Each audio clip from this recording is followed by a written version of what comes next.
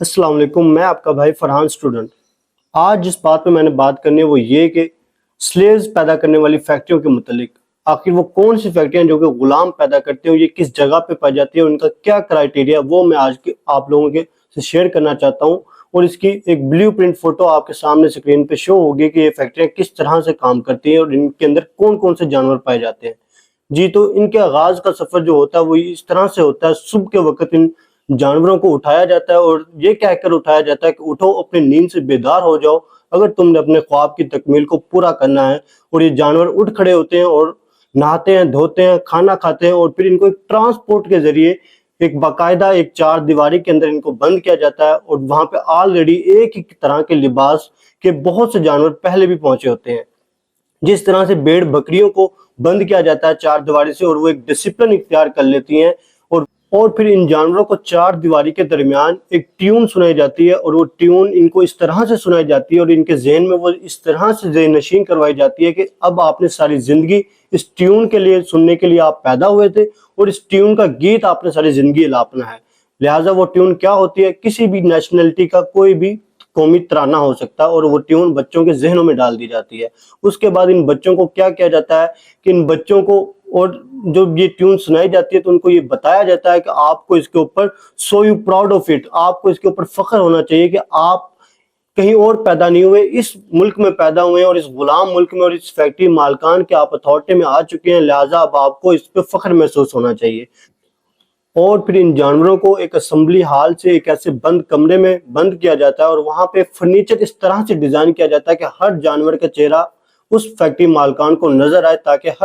हर जानवर के ऊपर वो निगाह रख सके कि वो जानवर क्या हरकतें कर रहा है और इसके सजा दी जा सके। वो बच्चा जो कि बहुत ही शुरू शुरू में एक्साइटेड होता है, क्रिएटिव होता है, प्रोडक्टिव होता है, कुछ बड़ा ख्वाब देखने का वो सोच रखता है, आहिस्ता आहिस्ता वो फैक्ट्री मालकान उसके अंदर से वो 80% वो सोच वो ख्वाब डिलीट कर चुका होता है जब वो बच्चा उस फैक्ट्री से बाहर निकलता है। जी, तो आप ये सोच रहे होंगे ये आखिर ये कौन सी फैक्ट्री है और मैं किस फैक्ट्री का जिक्र कर रहा हूँ। ये फैक्ट्री इस माशरे के स्कूल हैं जो कि आज हमारे बच्चों के जहनों पे मुसल्लत किए गए हैं और इस तरह से मुसल्लत किए गए हैं कि उनको गुलाम बनाया जाए कि किसी तरह इनके अंदर से जो इनके अंदर जो इंस्टॉल हो के आई थी, जो बचपन में जो ये क्रिएटिव थे, जो बहुत ही जहन रखते थे, इनको किसी तरह से गुलाम बनाया जाए और इन्हें सिखाया जाए कि आपने हर वो बात माननी है जो हम कहेंगे। तो आप सोच रहे होंगे कि ये कहानी है, नहीं, इस कहानी को एक हकीकत में बदलने के लिए मैं आपको कुछ ऐसी शख्सियात, एक ऐसे बड़े फिलोसफर, ऐसे बड़े बड़े स्कॉलर, बड़े बड़े राइटर, उनके मैं आपको कॉल सुना देता हूं और मैं आपको बता देता हूं कि वो इस स्कूल सिस्टम के मुतालिक क्या राय रखते हैं। तो जो पहला जो स्कॉलर है, बहुत ही बड़ा फिलोसफर राइटर, अमेरिका का ये रहने वाला knob chalks. Knob chalks in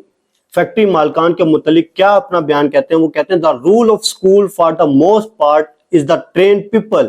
for obedience and conformity, not education। वो क्या कह रहे हैं कि स्कूलों का रोल ये है कि आपको ओबीडियंट बनाया जाए। ओबीडियंट बनाने का मतलब ये कि आपको हर वो बात मानने सिखाया जाए कि आपने हर बात माननी है और जो कहा जाए वो माननी है। आपने अपना जहन इस्तेमाल नहीं करना, जो सब कर रहे हैं आपने वही करना है। उसके अलावा कंफर्मिटी क्या है कि यानी कि जो सब कर रहे हैं आपने भी वही करना। आपने कोई इनसे अलग नहीं सोचना, कोई आप खिलाई मखलूक नहीं है, आप सब जानवर एक ही किस्म के जानवर हैं। आपके अंदर तमाम जो प्रोडक्टिविटी है वो सेम है, कोई किसी से अलग नहीं है, लिहाजा आपने कुछ अलग नहीं सोचना। दूसरे नंबर पे जो आते हैं वो mark Twain. Mark Twain famous writer हैं और ये क्या कहते हैं, I never late schooling interfering in my education. वो कह रहे हैं कि मैंने कभी भी इंटरफेयरिंग नहीं होने दिया, कभी भी अपने तालीमी निज़ाम को अपनी जो वो अंदर की सलाहियतें उनके ऊपर असरअंदाज नहीं होने दिया, क्योंकि ये एक ऐसी खसूसियत है, ये बच्चों के अंदर एक खौफ की बिना पर इल्म को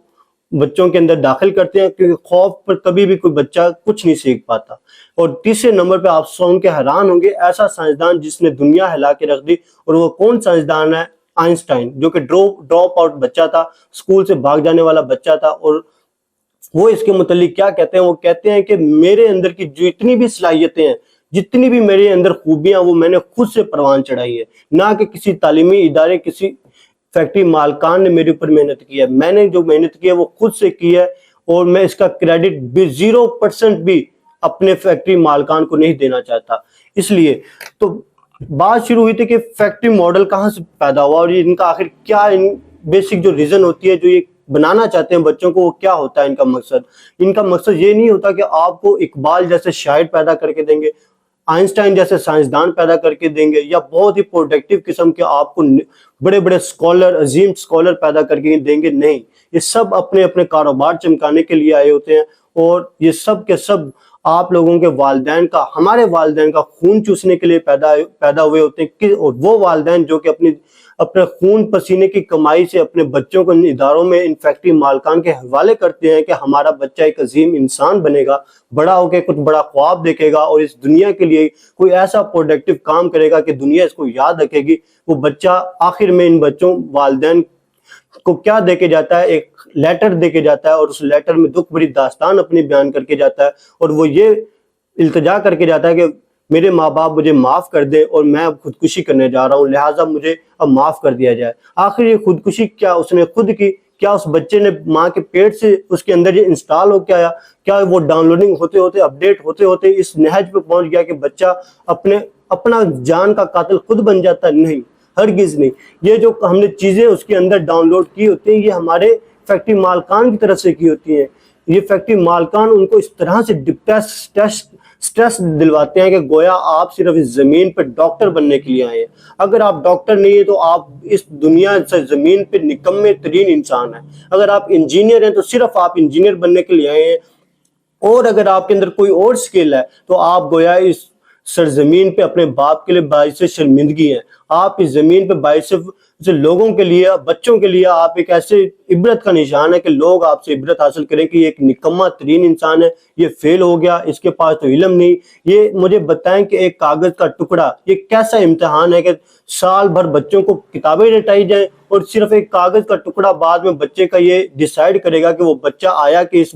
سرزمین پہ اللہ کی طرف سے دیا گیا تحفہ ہے یا کہ اللہ کی طرف سے دیا گیا عذاب ہے۔ مجھے بتائیں کہ یہ کاغذ کا ٹکڑا کیسے ایک بچے کا مستقبل بیان کر سکتا ہے؟ کیسے؟ یہ ممکن ہی نہیں ہے کہ ایک بچہ، یہ گویا اسی طرح کہ ایک درخت ہے، اس کے ارد گرد بہت سے جانور ہیں، ہر قسم کا جانور ہے، بھینس، گائے، بکری، بھیڑ، اور ان سب کو ایک ٹاسک دیا گیا کہ آپ میں سے وہ جانور کہلائے گا جو اس درخت پہ چڑھنے میں کامیاب ہوگا۔ کیا مجھے بتائیں کہ بھینس درخت پہ چڑھ پائے گی؟ اونٹ درخت پہ چڑھ پائے گا؟ گھوڑا درخت پہ چڑھ پائے گا؟ نہیں، ہرگز نہیں، کیونکہ ان سب کی اپنی اپنی صلاحیتیں ہیں، اپنے ان کے اندر سوچنے، فکریات، لمحات، خیالات الگ الگ ہیں، سب کے الگ ہیں۔ اسی طرح ہمیں ایک درخت کے اوپر ان بچوں کو چڑھایا جاتا ہے فیکٹری مالکان کی طرف سے، ان کے اندر وہ سافٹ ویئر اپڈیٹ کیا جاتا ہے کہ بس آپ نے بننا ہے تو ڈاکٹر بننا ہے، آپ نے بننا ہے تو انجینئر بننا ہے، آپ نے اور کچھ نہیں بننا، اور اگر آپ فیل ہوگے تو لہٰذا تمہارے لیے مرنا بہتر ہے،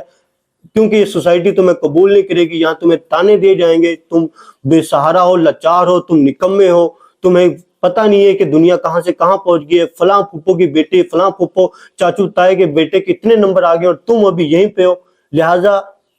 ہمیں اس سسٹم کو بدلنا ہوگا، اور اس سسٹم کے متعلق میں آپ کو بتاتا ہوں کس طرح سے بدلا جائے۔ آخر اس خطے میں کوئی ایک تو ایسی جگہ ہوگی جہاں پہ بچوں کو خود آزادی ہو، جہاں بچے اپنی کیریئر کو خود سلیکٹ کر سکتے ہو۔ فیئر لینڈ جو ایک ایسی جگہ ہے جہاں پہ 20 آور ویک صرف 20 گھنٹے بچوں کو پڑھایا جاتا ہے، اور ایک ہفتے میں ہر دن تقریباً 2 سے 3 گھنٹے ہوتے ہیں، اور کوئی ان کے اوپر برڈن نہیں ہوتا کسی طرح کے، ان کے اوپر کندھوں پہ 10-20 کلو کے تھیلے نہیں لٹکائے جاتے کہ جانور کی طرح، کھوتے کی طرح ہمارے بچوں کے جسموں پہ وزن جو لادا جاتا ہے، اور وہ شام کو تھک ہار کے پھر اس وزن کو واپس اسی طرح سے لوٹ آتے ہیں، اور کوئی پروڈکٹیو، کوئی کریٹیو مائنڈ ان کے اندر انسٹال نہیں ہوا ہوتا۔ تو یہ کیسے ممکن ہے؟ فیئر لینڈ نے اس کو ثابت کر کے دکھایا کہ بچوں کے اوپر ذہن سازی اس طرح سے نہیں کی جا سکتی جس طرح سے آج اس معاشرے میں کی جا سکتی ہے۔ فیئر لینڈ میں کوئی بھی جو بھی سکول کھلتا ہے، اور وہ سکول اگر کسی پیرنٹ سے فیس ریچارج کرتا ہے، فیس لیتا ہے، تو اس سکول کو بند کر دیا جاتا ہے۔ جی، یہ میں اپنے پاکستانی معاشرے کی بات نہیں کر رہا ہوں، یہ فیئر لینڈ کی بات کر رہا ہوں۔ ہمارے ہاں دیکھ لیں گلی گلی، کوچے کوچے پہ خون چوسنے والی یہ کمپنیاں بن گئی ہیں، اور اس طرح سے بچوں اور والدین کا خون چوس رہی ہیں۔ گویا والدین بھی پریشان ہیں، بچے بھی پریشان ہیں، والدین اپنی ہر چیز قربان کرتے ہیں، اور بچہ اینڈ پہ آ کے اپنی جان قربان کر جاتا ہے، اور یہ خط لکھ جاتا ہے کہ لہٰذا مجھے معاف کر دیجیے گا کہ میں آپ لوگوں کے خون پسینے کی کمائی کو ایک اچھے سے پے نہیں کر پائے۔ بعد ان کے ریگولر ایگزام ہوتے ہیں، ریگولر روزانہ کی بیس پہ ایگزام ہوتے ہیں، اور سب سے جو اچھی بات یہ ہے کہ ان ایگزام کے رزلٹ کو پبلکلی نہیں بیان کیا جاتا، بچوں کے درمیان بیٹھ کے ان کو اناؤنس نہیں کیا جاتا کہ دیکھو یہ بچہ جو ہے فلاں بچے نے پہلی پوزیشن حاصل کی ہے، یہ بچے نے دوسری، اور یہ سامنے بچہ بیٹھا ہے اس نے تیسری پوزیشن حاصل کی ہے، اور یہ 3 بچے اللہ کی طرف سے دیے گئے تحفے ہیں، باقی سب نکمے ہیں، ہٹ حرام ہیں، انہیں کوئی پتہ نہیں زندگی کیسے گزارنی ہے۔ وہاں پہ اس طرح سے نہیں کیا جاتا، کوئی پوزیشن نہیں وہاں پہ ہولڈ کی جاتی کہ 3 پوزیشن ہے اور فلاں اس نے ٹاپ کر لیا، اس نے یہ کر لیا۔ اس طرح کی فیئر لینڈ میں کوئی نہیں، تمام بچوں کا صرف ایک ہی گروپ ہوتا ہے، ایک ہی سکول ہوتا ہے، ان میں کوئی ان کے اندر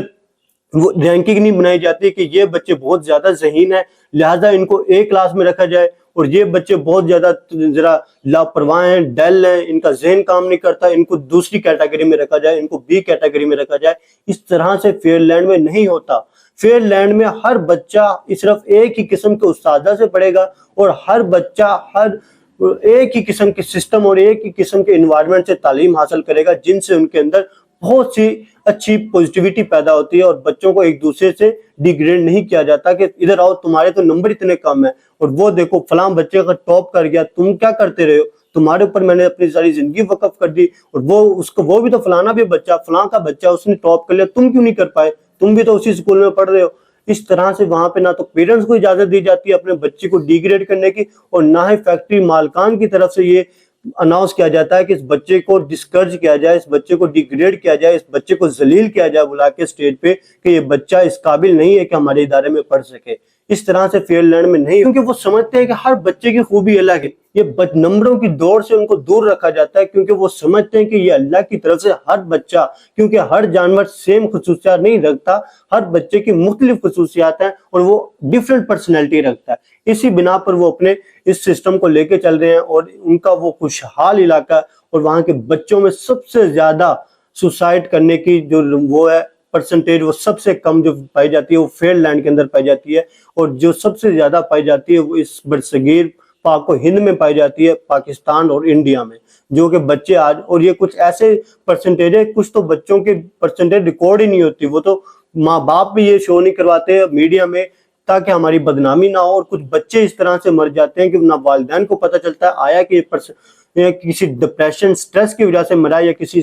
اس بیماری نے اس کو مارا۔ وہ بیسیکلی جو بچہ مرتا ہے وہ سٹریس ڈپریشن کی وجہ سے مرتا ہے، جو کہ یہ سسٹم، یہ بوجھ ہمارے اوپر بچوں کی طرف سے، ہمارے والدین کی طرف سے بچے کے اوپر لادا جاتا ہے۔ اس لیے ہمیں سوچنا چاہیے کہ ہمیں اس معاشرے میں ایک ایسا سسٹم ڈیولپ کرنا چاہیے، ایک ایسے سسٹم کے لیے جدوجہد کرنی چاہیے جہاں پہ بچے کو آزادی ہو اپنے کیریئر چوز کرنے کی، چاہے وہ کچھ بھی بننا چاہے، اس کو ایک کھلی آزادی ہو، اور اس کے اوپر یہ برڈن نہ ڈالا جائے کہ تم نے اگر میٹرک نہ کی تو تمہارا زندگی میں آنے کا مقصد ناکام ہو چکی ہو، تمہارا اس دھرتی پہ ایک بوجھ ہے، تم کچھ نہیں کر پا رہے، تمہارا اس لیے تم اس سے بہتر ہے کہ تم مر جاؤ اس دھرتی پہ بوجھ بننے کی بجائے۔ لہٰذا ہمیں اس مائنڈ سیٹ کو بدلنا ہوگا، اور ہمیں فیئر لینڈ جیسے اڈاپٹ کرنا ہوگا۔ اور ایک مسلمان کا بچہ کیسے ڈپریشن ہو سکتا ہے؟ جس کے پاس اللہ اور اس کے رسول کی شریعت ہو، جس کے پاس اللہ اور اس کے رسول جیسی محبت ہو، پھر بھی وہ سٹریس ڈپریشن کا شکار ہو جائے، یہ ممکن نہیں ہے۔ اس لیے میں اللہ تعالیٰ سے دعا گو ہوں کہ اللہ اس نظام سسٹم کو بدل دے، اس تعلیمی نظام کو ہمارے کو بدل دے، جو یہ فیکٹری مالکان آج ہمارے بچوں کے قاتل بنے ہوئے ہیں، جو ہمارے بچوں کا خون چوس رہے ہیں، یا اللہ ان فیکٹری مالکان کو عبرت کا نشان بنا دے، اور ان کو ہوش کے ناخن لینے کی توفیق عطا کرے کہ یہ اپنے سسٹم کو بدل سکیں، اور اپنے سسٹم میں ایک ایسا سسٹم بنا سکیں کہ جہاں بچے بڑے بڑے عظیم اسکالر پیدا ہوں، فلاسفر پیدا ہوں، بڑے بڑے شاعر پیدا ہوں، بڑے بڑے عظیم داستان بیان کرنے والے لوگ پیدا ہوں۔ میں اللہ سے دعا گوں کہ اللہ ہم سب کا نگہبان ہو، اور ہمیں بھی اس طرح کی پروڈکٹیوٹی زندگی گزارنے کی توفیق عطا کرے۔ آمین ثم آمین۔ جزاکم اللہ خیر الرازقین۔